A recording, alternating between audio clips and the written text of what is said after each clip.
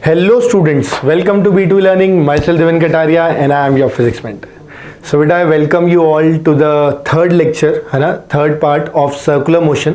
और बेटा इससे पिछले पार्ट में है ना, आई गेस आप सबने देखा होगा and in that we have covered different types of accelerations, right. Circular motion होता क्या है उसका पूरा काइनेमेटिक एनालिसिस हमने कर लिया है और वहाँ पे देख लिया है कि तीन तरह के एक्सेलरेशंस देखे थे। One was tangential, centripetal and net acceleration. अब बेटा आज की क्लासेस में ना हम फोर्सेस रिलेटेड एनालिसिस करेंगे, यानी सर्कुलर का वो पार्ट जो लॉज ऑफ मोशन में आता है and this is really important, ठीक है। तो इसको अच्छे से समझना है, काफी कुछ इजी है, मतलब मुश्किल नहीं है, बट फिर भी थोड़ा फोकस करके सुनना पड़ेगा। थ्योरी ज्यादा नहीं है, एप्लीकेशन ज्यादा है, right. So let's just start with the class. तो बेटा देखो, सबसे पहले टाइप्स ऑफ फोर्सेस समझने के लिए I just do one thing. मैं एक काम करता हूँ, है ना, सबसे पहले एक सर्कल बना लेता हूँ जिसमें हम सीखेंगे, है ना, देखेंगे किस किस टाइप की फोर्स लग सकती है। यहाँ पे बेटा अगर किसी पार्टिकल की बात करते हैं तो लेट्स से यहाँ पे हमने कोई एक पार्टिकल कंसीडर कर लिया और यहाँ पे बेटा हमने कह दिया कि इस पार्टिकल की जो स्पीड रही होगी वो लेट्स से कहाँ पर है बेटा, ऊपर की तरफ, कितनी v स्पीड, करेक्ट। इसके अलावा अगर आपको याद होगा बेटा तो हमने तीन तरह के एक्सेलरेशंस लिए थे। One was tangential acceleration, one was centripetal acceleration and one was net acceleration. ये तीन तरह के एक्सेलरेशन लिए थे। मैं एक बार रिकॉल कर देता हूँ, लिखवा देता हूँ आपको कि this is AT, of course this is speed. इसके अलावा इसकी अगर बात करेंगे this is AC, centripetal acceleration, और बेटा ये हमारे पास जो आएगा this is A net, correct.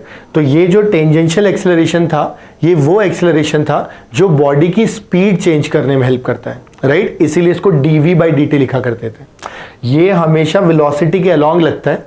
अगर स्पीड बढ़ रही है तो सेम डायरेक्शन में, घट रही होती तो नीचे की तरफ। क्लियर? बोले हाँ सर, याद आ गया। ये हमारा नेट एक्सेलरेशन होता था, ये हमारा AC होता था। सेंट्रीपिटल वो एक्सेलरेशन था जो कि किसी पार्टिकल का डायरेक्शन चेंज करता था while moving in a circle, यानी डायरेक्शन चेंज करने के लिए कौन रिस्पॉन्सिबल है? Centripetal acceleration. It always acts towards the centre, correct. इसका जो फॉर्मूला निकल के आया था बेटा दैट वाज v²/r और ω²r, करेक्ट। इतना हमने लास्ट क्लास में देखा था। अब बेटा किसी भी एक्सेलरेशन को अगर मैं मास से मल्टीप्लाई कर दूं, मतलब मैं इसी को मास से मल्टीप्लाई कर दूं, सेंट्रीपिटल एक्सेलरेशन को भी मास से मल्टीप्लाई कर दूं और A नेट को भी मैं मास से मल्टीप्लाई कर दूं, तो इफेक्टिवली अब ये जो तीन चीजें हैं, मास इनटू एक्सेलरेशन, इफेक्टिवली क्या बन जाता है? बोले सर फोर्स बन जाता है। ये तो हम बहुत पहले से पढ़ते आ रहे हैं। उनका बिल्कुल करेक्ट। यानी अभी हम बात करने जा रहे हैं कि जब आप A को मास से मल्टीप्लाई करोगे तो यू विल गेट फोर्स। तो obviously when you will multiply mass with tangential acceleration will get tangential force. इसलिए इस पर्टिकुलर बेटा फोर्स को हमने क्या नाम दे दिया? Ft, that is tangential force, correct. Same way यहां पर अगर हम देखते हैं तो जब आप AC से मल्टीप्लाई करोगे तो जो फोर्स मिलेगी बेटा उसे क्या बोलेंगे? सेंट्रीपिटल फोर्स, क्योंकि इसको मास को सेंट्रीपिटल एक्सेलरेशन से मल्टीप्लाई करने पे मिला है, करेक्ट। सेम वे जब नेट को मल्टीप्लाई करेंगे बेटा तो ये हमें जो मिलेगी this will B net force. यानी अभी तक की अगर मैं बात करता हूं बेटा तो अभी तक की मेरे पास जो तीन फोर्सेस हैं उनमें से एक फोर्स सेंट्रीपिटल थी, जो दूसरी फोर्स थी वो मेरे पास बेटा टेंजेंशियल थी, और जो तीसरी फोर्स है वो हमारे पास नेट फोर्स। तो तीन ये कन्वेंशनल फोर्सेस तो आएंगे, करेक्ट। अगर कोई पूछ लेगा तो बता सकते हैं। इनफैक्ट ये जो सेंट्रीपिटल फोर्स निकल के आई है ना, इसको आप देखो और क्या लिख सकते हो, मैं बस आपकी नॉलेज के लिए बता रहा हूं। You can also write it as net force acting towards centre.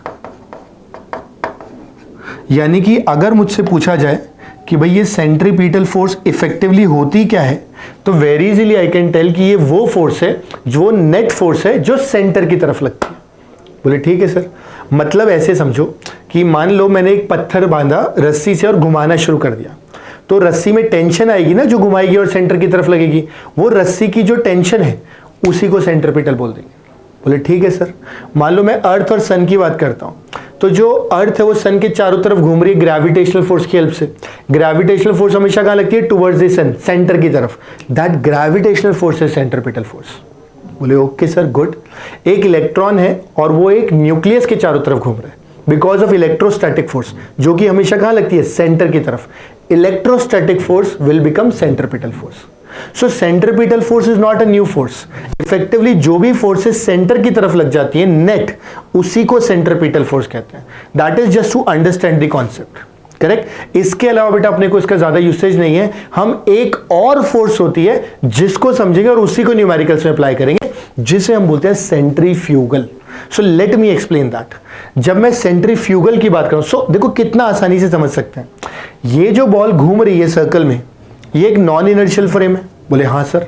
आप पूछ सकते हो कि सर नॉन इनर्शियल क्या, ये आप पहले देखे थे। नॉन इनर्शियल फोर्स का मतलब होता है बेटा, नॉन इनर्शियल फ्रेम का मतलब होता है जो एक्सिलरेटेड फ्रेम होता है। और ऑफ कोर्स ही बात है कि ये पार्टिकल पे हमेशा सेंट्रीपिटल एक्सेलरेशन तो लगेगा ही लगेगा। बोले हाँ सर। तो ये एक तरीके से एक्सिलरेटेड फ्रेम हो गया। बोले हाँ सर। ये जो एक्सिलरेटेड फ्रेम है ये नॉन इनर्शियल है और इसके रेस्पेक्ट में देखने पर एक सूडो फोर्स आएगी। बोले हाँ सर, सूडो फोर्स याद तो आ रहा है, it was an imaginary force. मैंने कहा यस। तो वो जो सूडो फोर्स है सर्कुलर फ्रेम में, उसी को नाम क्या दे दिया जाता है, सेंट्रीफ्यूगल नाम दे दिया जाता है। बोले मतलब सर सेंट्रीफ्यूगल फोर्स एक्चुअल में तो सूडो फोर्स है, बट सर्कुलर फ्रेम के लिए इसको अलग नाम दे दिया गया। मैंने कहा बिल्कुल करेक्ट बेटा, उसी की बात कर रहे हैं, ठीक है। तो एक बार अब मैं डायरेक्शन के साथ समझाता हूं। अगर आपको थोड़ा याद हो बेटा, तो सूडो फोर्स का डायरेक्शन जो आता था वो हमेशा फ्रेम के एक्सेलरेशन के ऑपोजिट आता था। बोले हाँ सर। फ्रेम का एक्सेलरेशन टुवर्ड्स द सेंटर, इसलिए सूडो फोर्स कहां लगेगा बेटा, अवे फ्रॉम द सेंटर। बोले ठीक है सर। इसके अलावा अगर मैग्नीट्यूड की बात करते हैं, तो सूडो फोर्स का जो मैग्नीट्यूड निकल के आता है बेटा, सूडो फोर्स का Fp, ये निकल के आएगा m into omega square R या फिर m into V square by R. बोले सर ये कैसे। मैंने कहा बेटा आप ऐसे सोचो ना कि जब भी हम बात करते थे, है ना, सूडो फोर्स की, तो हम लिखते थे mass of body into acceleration of frame. Mass of body कितना है, m, करेक्ट। और फ्रेम का एक्सेलरेशन कितना है, ac, जो कि वी स्क्वायर बाय आर या ओमेगा स्क्वायर आर होता है, इसलिए इतना आ गया। अब आप बोलोगे सर ये तो थोड़ा कंफ्यूजन क्रिएट हो रहा है। मैंने बोला कैसे। बोले ये भी M V square by R और ये भी M V square by R. मैंने कहा बिल्कुल करेक्ट, इसमें कोई कंफ्यूजन वाली बात ही नहीं। जो सेंट्रीपिटल फोर्स का मैग्नीट्यूड आता है और सेंट्रीफ्यूगल का मैग्नीट्यूड आता है, दैट इज इक्वल, दोनों बराबर है। सेंट्रीपिटल और सेंट्रीफ्यूगल बस दोनों ऑपोजिट में लगती है और दोनों अलग अलग फ्रेम में लगती हैं। अगर आप ग्राउंड से देख रहे हो तो सेंट्रीपिटल लगेगी, और अगर आप इस बॉल पे खड़े होकर देख रहे हो तो सेंट्रीफ्यूगल लगेगी। बोलोगे कि सर ये बात सब समझ में तो आ गई, लेकिन कब कौन सी लगानी है कैसे पता चलेगा। मैंने कहा मैं वही बताने चाह रहा था। हम इसकी कभी बात ही नहीं करते, हम हमेशा किसकी बात करते हैं, सेंट्रीफ्यूगल। हम तो हमेशा सेंट्रीफ्यूगल फोर्स लगा देंगे और उसके बाद रेडियल फोर्सेस बैलेंस कर देंगे। बोले मतलब नहीं समझ में आया सर। मैं कभी एग्जाम्पल में समझ में आएगा, अभी तो तुम थियोरेटिकली समझो कि हमारे पास 3 तरह की फोर्सेस तो पहले ही आ चुकी थी और अब हमने एक एडिशनल फोर्स और ले ली, और वो जो एडिशनल फोर्स है उसे हमने बोल दिया सूडो फोर्स। ये 4 फोर्सेस हो गए अपने पास सर्कुलर मोशन। आप इन चारों को अच्छे से दिमाग में बिठा लो, सेट कर लो, कॉपी में जॉट डाउन कर लो। वंस यू आर डन, फिर आप क्लास को आगे लेके चलना, ठीक है। अब मैं एग्जाम्पल से शुरू करूंगा, सब एकदम क्रिस्टल क्लियर हो जाएगा। चलो मैं आगे बढ़ता हूं बेटा ना। ऑल राइट, अब देखो सबसे पहला एग्जाम्पल लेते हैं जिसमें मुझे बताना है कि आई हैव टू कंपेयर, ये बताना बेटा कि यहाँ पे compare normal reactions at given points, यानी गिवन पॉइंट्स पे नॉर्मल रिएक्शंस बताने हैं। हमने कहा ठीक है, किन पॉइंट की बात करो वो मैं समझाता हूँ, सिर्फ समझना। मान लो हमारे पास कुछ इस तरह की ट्रैजेक्टरी है। बोले ठीक है सर, यानी ये है क्या। मैंने कहा ये कोई रास्ता है, पहाड़ जैसा होगा। बोले ठीक सर। इसके बाद मैंने क्या कहा बेटा कि इस रास्ते पे अगर देखें तो हमने कोई एक बॉडी ले ली, हमने पहले उस बॉडी को यहाँ रखा, ठीक, कार जैसा मान लो, कोई बॉल जैसा मान लो, और एक बार मैंने उस बॉडी को यहाँ रखा, सेम एम मास की बॉडी। बोले ठीक है सर, कोई दिक्कत नहीं है। अब इस बॉडी को क्या किया बेटा, मैंने कुछ लेट से स्पीड दे दी इस तरह से।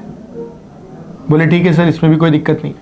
मतलब टेंजेंशियली इसकी स्पीड जो निकल के आती है बेटा, वो स्पीड कितनी निकल के आएगी, v ही इधर निकल के आएगी और v ही इधर निकल के आएगी। बोले ठीक। अब मुझे इन दोनों जगह पे नॉर्मल रिएक्शन निकालना था। मैंने कहा अगर मैं इसको वैसे ही देखता हूँ, पहले मैं 1 को देखता हूँ। इस पॉइंट को अपन बेटा स्पेसिफिकली मेंशन कर लेते हैं, ये हमारे लिए पॉइंट नंबर 1 है, ठीक, और ये हमारे लिए से पॉइंट नंबर 2 है। पहले हम पॉइंट नंबर 1 को देखते हैं। तो मैंने क्या किया, पॉइंट नंबर 1 को जब देखा तो उसका फ्री बॉडी डायग्राम बनाऊंगा। अब ये जो फ्री बॉडी डायग्राम बनता है, देखो ये कैसे बनता है, ध्यान देना बहुत अच्छे से। फ्री बॉडी डायग्राम में एक तो बेटा नॉर्मल फोर्स लगेगी ऊपर की तरफ, बोले हाँ सर बिल्कुल लगती है।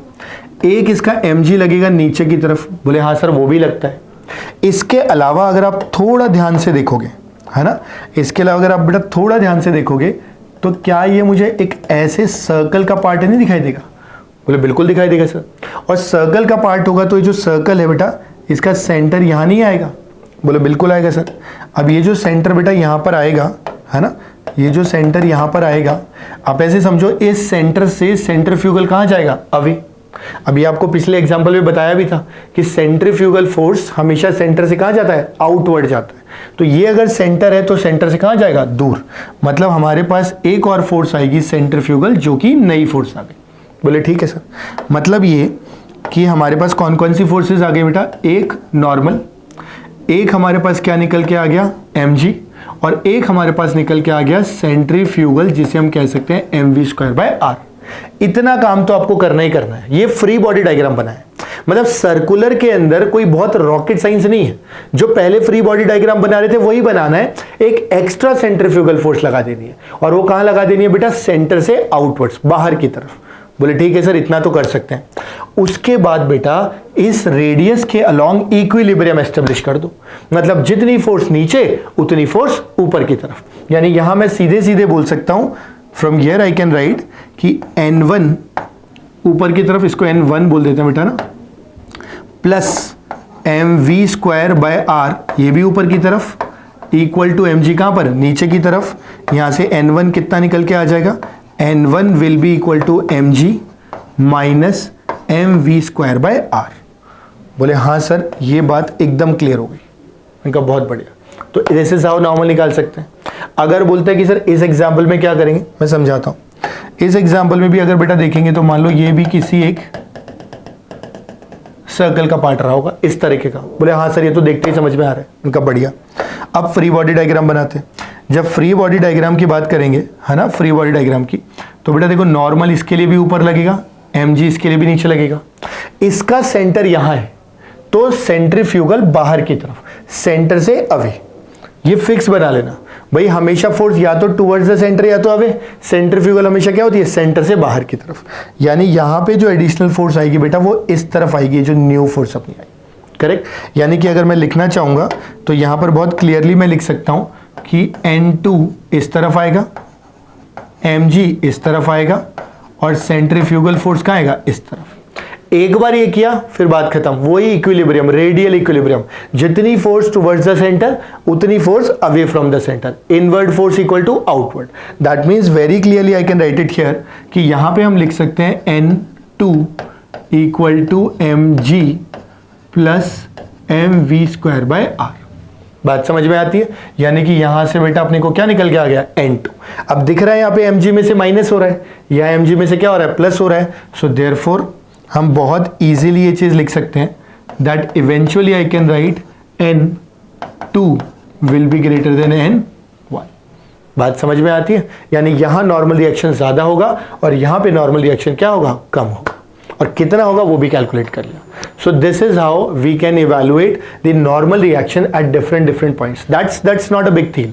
कोई क्वेश्चन करना, सॉल्व करना बड़ी बात नहीं, बट कॉन्सेप्ट पकड़ना बड़ी बात है। और बेटा यहाँ कॉन्सेप्ट हमने यही पकड़ा है कि सर्कुलर मोशन के क्वेश्चन में कुछ भी मुश्किल नहीं है। अभी अब देखना, आप 3-4 क्वेश्चन उठाएंगे और एक एक लाइन में हो जाएंगे। हमेशा फ्री बॉडी डायग्राम बनाना है, सेंटर से बाहर की तरफ सेंट्रीफ्यूगल लगाना है, और फिर नेट इनवर्ड और नेट आउटवर्ड फोर्सेस को बैलेंस कर देना है। You have to write all these points in your copies properly in your language. Correct? Draw free body diagram, right? Add centrifugal force away from the center, and then radial equilibrium. Net inward force equal to net outward force. बोले ठीक है sir, इतना हम कर लेंगे, अभी एकदम clear है। मैंने कहा बढ़िया। अब अगर ये एकदम क्लियर है अच्छे से, तो इसका बढ़िया डायग्राम बनाओ, अच्छे से समझो, एक बार खुद से करके देखो। जब एकदम परफेक्टली क्लियर हो जाए बेटा तो ही आगे पढ़ना, है ना। कोशिश किया करो हर चीज़ जब हम क्लास में, जैसे अभी पढ़ रहे हैं लेट से कोई चीज़, तो पढ़ के एक बार में थोड़ा समझ में आ गया, अब एक बार उसको ना ऑन पेपर खुद पढ़ा करो, खुद से लिख के देखो और खुद को समझा के देखो। अगर खुद को समझा पाओगे ना अच्छे से तो ब्रेन में एकदम क्लियर होगा, वरना समझ लेना कि अपने को एक और बार गो थ्रू करने की जरूरत है। Right, so you continue with this. मैं यहाँ से आगे बढ़ूंगा, आप पहले पॉज करके इतना लिख लो and I will take up the next example. Right, अब अच्छे से करेंगे सारे एग्जाम्पल, पहले खुद ट्राई करना फिर मैं करूंगा। चलो मैं आगे बढ़ता हूं बेटा। ओके, देखो सबके डायग्राम्स में आपको बताते चलूंगा और फिर आप पॉज करके ट्राई करना, फिर सोल्यूशन देखना। हमें यहां पे बोला गया है कि बेटा coin is placed at a distance r from a disc. तो मैं पहले आपके लिए एक डिस्क बना देता हूं, ठीक है। लेट्स से हमारे पास कोई एक इस तरह की डिस्क है, रुको, ठीक। लेट्स से इस तरह की हमारे पास कोई एक डिस्क है, ठीक है। एंड लेट्स से ये इस डिस्क का क्या है हमारे पास, एक्सिस, करेक्ट। अब यहां पे बेटा हमने क्या किया, कोई एक पार्टिकल लिया, एक कॉइन लिया और यहां रख दिया। इस कॉइन की अगर मैं इफेक्टिवली मास की बात करता हूं बेटा, तो इस कॉइन का मास कितना है, m है, ठीक है। कितना मास हो गया इसका, m, बोले ठीक है सर। इसके अलावा देखो इसको कितने डिस्टेंस पे रखा है, r पे रखा है, यानी ये डिस्टेंस अगर कोई मुझसे पूछता है तो मैं कितना बता दूंगा, r, बोले ठीक। इसके अलावा ये जो डिस्क है बेटा ये रोटेट कर रही है, और कितने से रोटेट कर रही है, लेट्स से ओमेगा से। आपको बताना है बेटा maximum angular speed, this is what you have to tell, कि भाई मैं कम से कम मतलब ज्यादा से ज्यादा कितनी स्पीड से इसको रोटेट करूं कि ये coin does not slip on the disc. इसके अलावा एडिशनली यहां पे कोफिशिएंट ऑफ फ्रिक्शन कितना है, म्यू, रफ डिस्क। अब आप खुद सोचो ना, अगर एक डिस्क घूम रही है उसके ऊपर आप कॉइन को रखोगे, करेक्ट, तो जब ये डिस्क घूमेगी तो सेंट्रीफ्यूगल फोर्स कहां लगेगी, बाहर। भाई कई बार गाड़ी में बैठते हैं हम लोग और गाड़ी एकदम से टर्न लेती है तो हम बाहर की तरफ फेंका जाते हैं ना, तो बिल्कुल वही चीज यहां पर भी होती है। जब डिस्क घूमेगी तो ये कहां जाने की टेंडेंसी रखेगा, बाहर। बहुत तेज घुमाओगे तो बाहर की तरफ स्लिप आउट कर जाएगा। हम वही चाहते हैं कि भाई ज्यादा से ज्यादा कितने से घुमाऊं कि ये स्लिप ना करे, स्लिप ना करे, ठीक है। अब आपको इसका फ्री बॉडी डायग्राम बनाना है, you will have to see yourself, try it out, once done, फिर उसके बाद सोल्यूशन देखना। मैं तो सोल्यूशन के साथ कंटिन्यू करूंगा, राइट। आप पॉज करके ईमानदारी से पहले ट्राई कर लो, राइट। चलो मैं आगे बढ़ता हूं। अब मेरे हिसाब से बेटा अगर इसका फ्री बॉडी डायग्राम ही बनाना हो तो देखो मैं तो क्या करूंगा, फ्री बॉडी डायग्राम बनाते वक्त सबसे पहले तो मैं वही कहानी, एन कहां पे लगा दूंगा, ऊपर की तरफ, mg कहां लगा दूंगा, नीचे की तरफ, सेंट्रीफ्यूगल कहां लगा दूंगा, राइट में।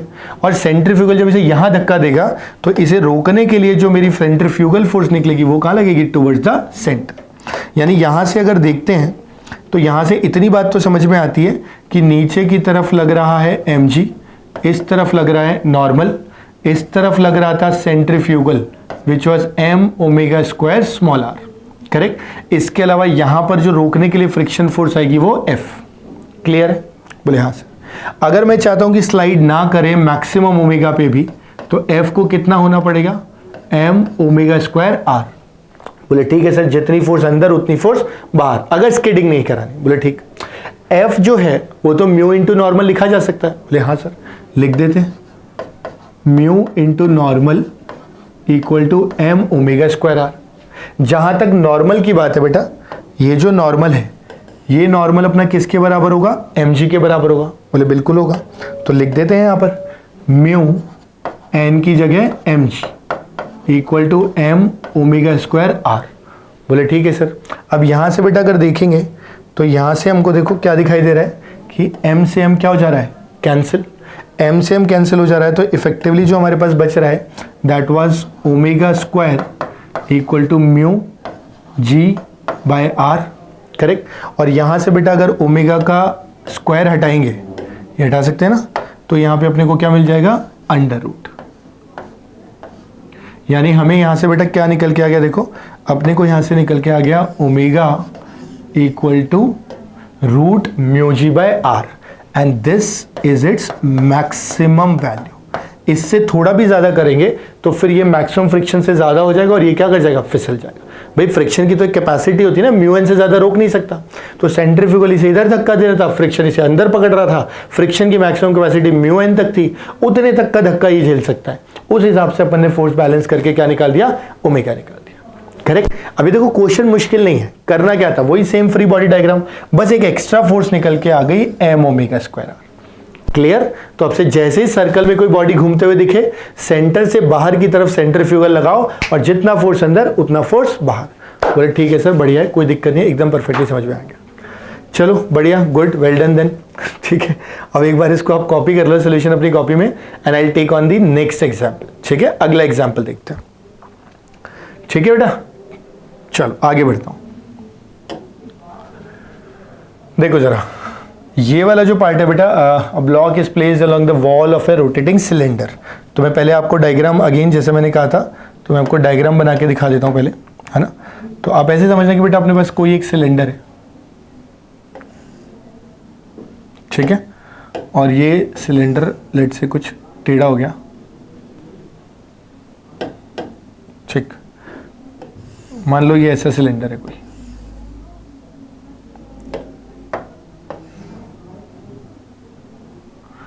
टेढ़ा क्यों रहता है, मान लो आप तो जैसा भी है, ठीक है। ये सिलेंडर है और बेटा इसका जो एक्सिस है कुछ इस तरीके से मान लेते हैं, राइट। अब ये जो सिलेंडर है ना बेटा, ये रोटेट कर रहा है अभी के लिए, अच्छे से समझना पहले, ये अभी के लिए क्या कर रहा है, रोटेट कर रहा है ओमेगा से। और हमने क्या किया बेटा, फिर से कोई एक बॉडी ली और उस बॉडी को यहाँ पे लगा दिया, ठीक है, एम मास की, और इस बॉडी को यहाँ पे लगा दिया और उसके बाद छोड़ दिया। अब क्या हुआ कि जब सिलेंडर रोटेट कर रहा है, सिलेंडर का रेडियस अपन मान लेते हैं, है ना, कैपिटल आर। तो जब रोटेट करेगा, तो जब ये रोटेट करेगा तो बेटा ये जो बॉडी है ये इसके साथ साथ घूमना चाहिए, है ना, वो अपनी कंडीशन है। ऑफ कोर्स जहां तक म्यू की बात है, कोफिशिएंट ऑफ फ्रिक्शन वो म्यू है, मास इसका स्मॉल एम ले सकते हैं। आपको बताना है कि कम से कम कितने ओमेगा से घुमाए कि ये बॉडी इस पे स्लिप ना करे और इसके साथ साथ रोटेट कर दीजिए। तो इट जस्ट लाइक एक सिलेंडर है, अंदर एक बॉडी रख दी है और सिलेंडर को घुमाया, जोर से घुमाया तो ये बॉडी स्लिप ना करे, उसके लिए कितना ओमेगा चाहिए। अब आप चाहो तो पॉज करो, ट्राई करो, वंस डन फिर सोल्यूशन देखना, ठीक है। मैं समझाना शुरू कर रहा हूं। मेरे हिसाब से बेटा देखो क्या करना पड़ेगा, सबसे पहले अगर फ्री बॉडी डायग्राम बनाना है तो बाहर की तरफ क्या लगेगा, है ना, नॉर्मल। इस तरफ क्या लग रहा होगा बेटा, सेंट्रीफ्यूगल। इसके अलावा नीचे क्या लग रहा होगा, mg, और रोकने के लिए ऊपर क्या लग रहा होगा, फ्रिक्शन। एक एक करके नाम लिख देते हैं हम, क्या क्या बात कर रहे हैं बेटा। यहां पर नॉर्मल, सरफेस से परपेंडिकुलर। नीचे की तरफ क्या लगेगा, बोले mg, बोले ठीक है सर। बाहर की तरफ सेंटर से अवे, सेंट्रीफ्यूगल। अब तो काफी आइडिया लग गया होगा इसका, m ओमेगा स्क्वायर r, और इसको रोकने के लिए ऊपर की तरफ क्या लगेगा, फ्रिक्शन। बोले ठीक है सर, कोई दिक्कत नहीं है। अगेन बेटा अगर ध्यान से देखें, थोड़ा दिमाग लगा के देखें, तो ये जो नॉर्मल है और ये जो सेंट्रीफ्यूगल है, ये एक दूसरे को क्या करेंगे, balance. That means I can write n equal to m omega square r। बोले ठीक है सर, इसमें तो कोई दिक्कत नहीं है। मैंने कहा वेरी गुड। इसी के साथ साथ बेटा अगर देखते हैं, ये तो क्लियर हो गया होगा, इसी के साथ साथ अगर देखते हैं तो इस फ्रिक्शन को mg को बैलेंस करना पड़ेगा। बोले हाँ सर, यानी आई कैन राइट f, यानी कि फ्रिक्शन इक्वल टू mg। जहां तक फ्रिक्शन की बात है, this friction can further be written as mu into n which is equal to what, mg। Again here n को क्या लिख सकते हैं बेटा, ये रहा देखो, है ना, n को लिख सकते हैं m omega square r equal to mg। यहां से भी अगर देखेंगे बेटा तो देखो m से m क्या हो जाएगा, कैंसल्ड आउट। हमें निकालना क्या था, हमें निकालना था यहाँ पे देखो मैक्सिमम एंगुलर स्पीड की रोटेट करे, या ताकि ये क्या करे, सिलेंडर के साथ स्किड ना करे। तो ओमेगा अगर निकालना है तो बेटा देखो ओमेगा कितना आ जाएगा, g बाय म्यू r का root. So this will be the answer. समझो बेटा, यानी कि कम से कम इतनी स्पीड से तो रोटेट करना ही पड़ेगा, करेक्ट। इतनी स्पीड से रोटेट करेंगे तब जाकर के सिलेंडर के साथ क्या रहेगा, रेस्ट पे रहेगा। यहाँ मैक्सिमम का लोड छोड़ सकते हो, यहाँ पे मैक्सिमम का तो इनफैक्ट पॉइंट ही नहीं आना चाहिए, करेक्ट। तो इफेक्टिवली बस यहाँ पूछेगा कि कितनी एंगुलर स्पीड से घुमा दे कि ये स्किड ना करे। बोले ठीक है सर, ये भी क्लियर हो गया। अगर ये भी क्लियर है तो अच्छे से समझ लो, एक और एग्जाम्पल ऐसा लिया है, उसको भी देख लो, ठीक है। उसको देखने के बाद बस 3-4 छोटे मोटे केसेस है, भले ही मैं उसको अगले पार्ट में ले लूंगा, है ना, इसका मैं एक और पार्ट बना देता हूं। लेकिन अभी एटलीस्ट जो एक और एग्जांपल लिया ना, उसको जरूर अच्छे से ट्राई करना, बिकॉज दैट इज यूजफुल, है ना। एक वो है और एक और, 2 एग्जाम्पल और लेता हूं आपके लिए, ठीक है। चलो अच्छे से कॉपी करके इसको समझ लो बेटा ना, और मैं आगे बढ़ता हूँ, राइट। आ गया बेटा, देखो मैं अगले एग्जाम्पल पे आ गया, है ना। और अब की बार देखो क्वेश्चन थोड़ा सा अलग है, अच्छे समझना कि देखो है क्या बेसिकली। इफेक्टिवली ना हमारे पास कोई एक वेज है, वेज, ठीक है। और हम कह रहे हैं कि ये जो वेज है, लेट से कुछ इस तरह का, ठीक है, ऐसा कोई वेज मान लिया। और इस वेज पे क्या किया बेटा मैंने, अगेन जैसा कि हर बार कह रहा हूँ, है ना, इस वेज पे मैंने क्या किया, एक कोई बॉडी ली और उसको यहाँ पे रख दिया, ठीक है, ध्यान से समझना। और अब मैंने क्या किया बेटा, इस वेज को एक एक्सिस के अबाउट, ये एक्सिस ले लेता हूँ, इस एक्सिस के अबाउट क्या कर दिया, इस एज को, वेज को घुमाना शुरू कर दिया, रोटेट करना शुरू कर दिया ओमेगा से, ठीक है।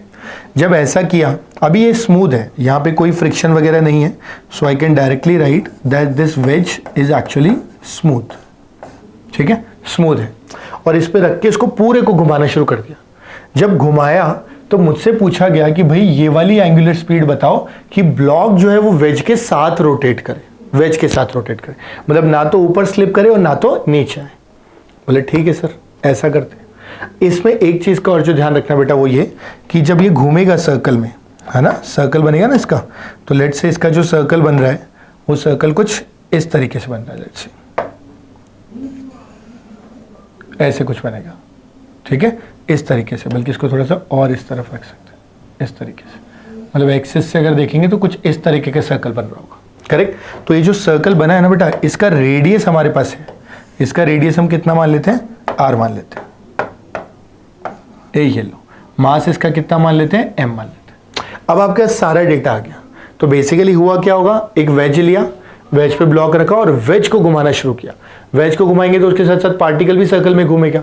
तो ये बताना है कि ये वेज पे स्किड ना करे, उसके लिए ओमेगा का वैल्यू कितना होना चाहिए। This is your question. I hope question समझ में आ गया होगा बेटा, एंड आई एम श्योर कि ये क्वेश्चन आपसे हो भी जाएगा। आप एक बार के लिए इसको अच्छे से समझ के ट्राई कर लो। वंस यू आर डन, फिर मैं एक और एग्जाम्पल लूंगा और क्लास रैप अप कर दूंगा, ठीक है।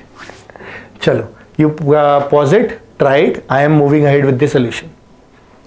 अब देखो बेटा, मेरे हिसाब से अगेन अगर फ्री बॉडी डायग्राम की बात करें तो आई गेस आपको पता होगा कि नॉर्मल रिएक्शन इधर लगेगा, इस तरफ बेटा वही रटा रटाया mg साइन थीटा, इस तरफ अगर बात करेंगे तो mg cos theta.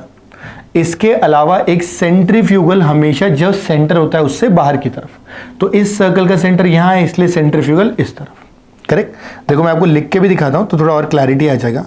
This basically gives mg cos theta, यहाँ पर बेटा हमारे पास क्या है, mg sin थीटा। इसके अलावा ये हमारे पास क्या है, नॉर्मल, और ये हमारे पास था बेटा m omega square r, that is centrifugal, जिसकी हम बात कर रहे थे, सेंट्रीफ्यूगल। बोले ठीक है सर, अभी तक तो कोई दिक्कत नहीं है, ये वाला एंगल थीटा रहा होगा अपना, इसमें कोई डाउट नहीं है, ठीक है। ये वाला जो एंगल है ना अपना, इसको अपन कह सकते हैं theta. Let's call this angle as theta. बोले ठीक है सर, कोई दिक्कत नहीं है। अब आप ऐसे समझो बेटा कि ये जो सेंट्रीफ्यूगल लगा है, मैं इसके भी तो दो कंपोनेंट ले सकता हूँ। बोले बिल्कुल ले सकते हो सर। इसके जो दो कंपोनेंट्स आएंगे उसको अपन ले लेते हैं ग्रीन कलर से लेते हैं, लेट्स से, या इस कलर से ले लेते हैं, नहीं ग्रीन से लेते हैं। तो इसके जो कंपोनेंट्स आएंगे बेटा, वो एक कंपोनेंट तो आएगा इस तरफ और एक जो कंपोनेंट आएगा वो आएगा इस तरफ। बोले हाँ सर बिल्कुल आएगा। जहाँ तक एंगल्स वगैरह की अगर बात करते हैं बेटा, तो हमें पता है कि ये वाला एंगल भी कितना है, थीटा करस्पॉन्डिंग। तो जब भी कोई फोर्स को थीटा की तरफ लेके जाते हो तो क्या आता है, बोले सर कॉस आता है। यानी कि यहाँ पर अगर मैं देखूँ तो it will come as m omega square r cos theta, और ये निकल के आएगा m omega square r sine theta. अब इस पे देखो दो तरह के क्वेश्चन बन सकते हैं। हो सकता है आपसे नॉर्मल पूछा जाता, ऑल्दो पूछा नहीं गया, बट अगर पूछा जाता तो मैं क्या लिखता, यहाँ से straight away I could have written n equal to n बराबर जो नीचे वाली फोर्सेस है, जितना फोर्स ऊपर उतना फोर्स नीचे। तो यानी mg cos theta plus mg cos theta plus m omega square r sine theta. एक तो ये चीज। दूसरी जो हमसे पूछी गई है कि भाई कितने ओमेगा से घुमाएंगे, ये फिस लेना। आप सोचो ना, mg साइन थीटा पकड़ के इधर खींच रहा है इसको, करेक्ट। सेंट्रीफ्यूगल फोर्स इसे यहां धक्का दे रही है, तो मैं चाहता हूं कि स्किड ना करे, इसलिए जितने फोर्स नीचे खींच रही है उतनी फोर्स क्या करे, ऊपर धक्का दे दे। यानी कि आई can directly right it here कि यहां पे अगर मैं चाहता हूं कि इक्विलिब्रियम बना रहे, ठीक है, इक्विलिब्रियम, ये भी किसके अलोंग बेटा, equilibrium along the wedge, along the veg.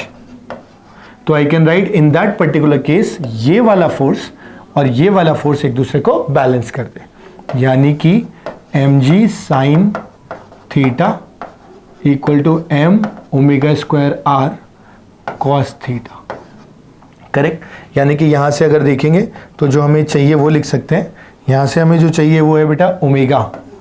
So omega can be written as M N M तो कट जाएगा, will have g sine by cos is tan theta divided by R whole under root. So this is how you will get the value of omega. Understood?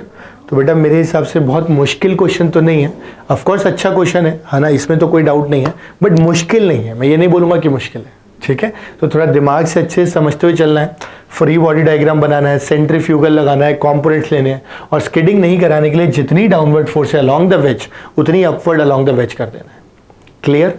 So once you are done with the problem, I guess you can copy it down properly, अच्छे से समझो, absorb करो पूरी information को, ठीक है। And once you are done, फिर उसके बाद मैं जैसे कह रहा था एक एग्जाम्पल और है, मैं आपको होमवर्क की तरह दे दूंगा, आप ट्राई करना, फिर अपने टीचर से डिस्कस करना। क्वेश्चन अच्छा है, वो बहुत कन्वेंशनल क्वेश्चन है, राइट। और उसके बाद I will end the class, फिर मैं एक लास्ट पार्ट लेके आऊंगा, उसमें बचा कुछ सारा कंप्लीट करके सर्कुलर कंप्लीट कर लेंगे, ठीक है। चलो बेटा, so you copy it here, right, and मैं आगे बढ़ता हूँ ना होमवर्क क्वेश्चन के साथ। देखो बेटा होमवर्क क्वेश्चन बहुत सिंपल सा है, मैं बस इतना कहना चाह रहा था कि लेट से कोई एक एक्सेस बना लेते हैं पहले, लेट से दिस इज द एक्सेस, और हमने क्या किया बेटा, कोई एक स्टोन लिया है ना, कोई एक पत्थर लिया और उस पत्थर को एक पॉइंट से बांधा, ठीक है, ऐसा कुछ, और वो जो स्टोन था वो ये ऐसे बना दिया एम मास का, ठीक, और लेंथ कितनी ले ली एल। फिर इसके बाद और अपने स्ट्रिंग ली और फिर से क्या किया, एक और स्टोन बांधा और अब की बार मास लिया 2m और लेंथ क्या ली एल। और अब इस पूरे के पूरे सिस्टम को बेटा, इस पूरे के पूरे सिस्टम को हम ओमेगा से घुमाने लगे, करेक्ट। जब ओमेगा से घुमाएंगे तो बेटा ये सर्कल तो बनेगा ही बनेगा, ऑफ कोर्स सी बात है, राइट। ये क्या घूमेगा, सर्कल में घूमेगा कि नहीं घूमेगा, इस तरह से एक ये घूमेगा ऐसे बेटा। अगर इसकी बात करेंगे तो ये भी क्या करेगा, सर्कल में घूमेगा। तो इफेक्टिवली क्या हो रहा होगा बेटा, ये दोनों ही ऑब्जेक्ट जो हैं ये ओमेगा से घूम रहे होंगे सर्कल के लॉन्ग। तो हमें ये बोला जाएगा कि अगर ऐसा है तो ये जो स्ट्रिंग है इसमें जो टेंशन आ रही होगी T1, और ये जो स्ट्रिंग है इसकी जो टेंशन आ रही होगी T2। आपको इस T1 और T2 का रेशियो बताना है, यानी T1 बाई T2 कितना होगा, ठीक है। सो दिस इज द क्वेश्चन जो मैं कह रहा था कि आप ट्राई कर सकते हो, अच्छा क्वेश्चन है, ऑल्दो मुश्किल नहीं है। अगर आप बोलोगे तो मैं आप सोल्यूशन भी बता सकता हूँ, या एक काम करता हूँ मैं बता ही देता हूँ आपको, आप एक बार इसको पॉज करके ट्राई करना चाहो तो कर लो। मैं इसका एक बार आपको हल्का बेसिक ओवरव्यू देता हूँ सोल्यूशन का। Once you are done then will end the class, right. देखते हैं बेटा, देखो मेरे हिसाब से मैं समझाता हूँ थोड़ा सा। मेरे हिसाब से ये जो ऑब्जेक्ट है T2 अंदर की तरफ लग रहा है, तो यहाँ पे बेटा सेंट्रीफ्यूगल बाहर की तरफ देखो कितना आएगा, यहाँ बाहर की तरफ आएगा बेटा मास है 2m ओमेगा स्क्वायर, और देखो इस बड़े वाले सर्कल का रेडियस कितना हो जाएगा L plus L, so this will B entirely 2L, correct. इसलिए ये बन जाएगा 2m ओमेगा स्क्वायर इंटू कितना बेटा 2L, इस तरीके से। अब इसके अलावा तो और कोई फोर्स लग नहीं रही है, T2 अंदर और 2m into omega square into 2L बाहर। So from here we can directly से हम कह सकते हैं कि यहाँ पे जो T2 आएगा वो आ जाएगा बेटा 4m omega square L. Clear? बोले हाँ सर, इतनी बात तो समझ में आ गई, कब बढ़िया। बिल्कुल ऐसे बेटा अगर T1 निकालना है तो T1 इधर लगेगा तो इस तरफ भी तो लगेगा T2, क्योंकि ये स्ट्रिंग तो है ही। इसके अलावा बेटा इसी के ऊपर एक सेंट्रीफ्यूगल भी तो लगेगा, वो सेंट्रीफ्यूगल देखो कितना लगेगा, वो सेंट्रीफ्यूगल लगेगा बेटा m omega square L, correct. क्योंकि ये जो छोटा वाला था इसका सर्कल का रेडियस तो कितना है, इसका रेडियस तो केवल L तक ही तो आएगा, इस तरीके से। अब इसके बाद फिर से जितनी फोर्स अंदर उतनी फोर्स बाहर। अंदर क्या लग रहा है T1, बाहर क्या लग रहा है T2 और m ओमेगा स्क्वायर एल। सो यानी कि यहां से अगर अपन चाहें तो लिख सकते हैं T1 equal to T2 plus m omega square L. T1 already 4 है, ऐड करोगे तो you will get 5m omega square L. ये आ गया बेटा T1। अब आपको T1 बाई T2 का जो रेशियो आएगा that will be 5:4 and this will be your answer. Hope बेटा आपका आंसर सही होगा, ठीक है। आई गेस मैंने कोशिश करके बेटा जितने सर्कुलर के फोर्स रिलेटेड एग्जाम्पल्स थे वो आपको कवर करा दिए, और इसके अलावा तो बेटा देखो बुक्स रेफर करोगे और क्वेश्चंस करोगे तो और स्ट्रांग होते जाओगे. There is no end to it, right? So you just try it out. पूरा लेक्चर अच्छे से रिकॉल करो, समझो, एब्जॉर्ब करो. Once you are done, 3 lecture complete हो चुके हैं, then will meet in the next part. वो छोटा सा पार्ट होगा, उसमें बस कुछ कुछ काम के कन्वेंशनल फॉर्मूलेज डिस्कस करेंगे and then will end the class, right? Thank you so much बेटा. अच्छे से पॉज करके कॉपी कर लो, समझ लो. Will meet again. Bye bye, take care.